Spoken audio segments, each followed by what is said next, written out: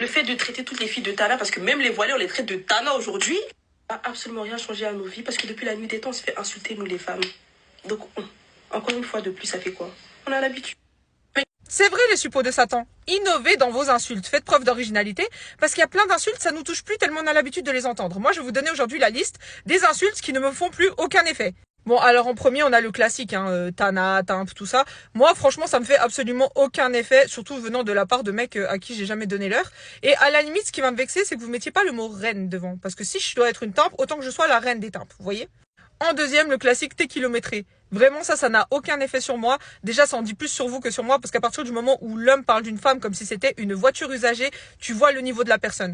En plus, est-ce que ce genre de propos peut nous toucher quand ils sont tenus par des mecs qui sont des vraies boîtes à MST et qui ont fait toutes les destinations d'agiter du knacky ball? Non, absolument pas. Ensuite, t'as le classique matérialiste michto. Bon, ça, hormis le fait que ce soit toujours tenu par des mecs qui sont absolument pas michtenables et qui n'ont absolument pas de matériel, on peut remarquer aussi que ce mot est souvent utilisé dans un cadre alimentaire. Oui, on parle de michto quand une femme se fait payer un steak frites au resto. Donc déjà, tu vois le niveau du mec. En numéro 4, t'as le classique t'es périmé. Mais faut voir la tête de ceux qui te disent que t'es périmé. Les mecs, ils sont propriétaires que de leur calvitie et de leur dette. Vraiment, ils sont vilains, ils sont proches du sol en plus pour être en communication directe avec le chétan. Et c'est eux qui viennent te dire que t'es périmé alors qu'ils rêvent que tu répondes à leur DM. En plus, dans le pire des cas, je suis sûre que leur gros daron, ils me trouvent fraîche. Donc si vous voulez pas que je devienne votre belle-mère, me chauffez pas trop. Et en numéro 5, le mot hystérique, parce qu'on sait très bien que ce mot est utilisé par les hommes pour invalider nos émotions, qui étaient tout à fait légitimes à ce moment-là.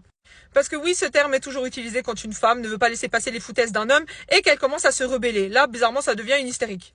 Et d'ailleurs, petite parenthèse, mais si vos mecs traitent leurs ex d'hystériques, les filles prenez vos jambes à vos coups et vous partez vite. Annulez la mission, je répète, annulez la mission, ça sent pas bon et bientôt ce sera vous l'hystérique. Sur ce, je me présente si tu ne me connais pas, je suis la bénévole de TikTok et sur mon compte, je t'apprends à ne pas finir avec un kelp des bois. Qu'est-ce qu'un kelp des bois, ma chérie? C'est un mec éclaté au sol. Donc si tu n'as pas envie de finir avec un mec éclaté au sol, n'hésite pas à t'abonner. En attendant, des gros bisous à toutes!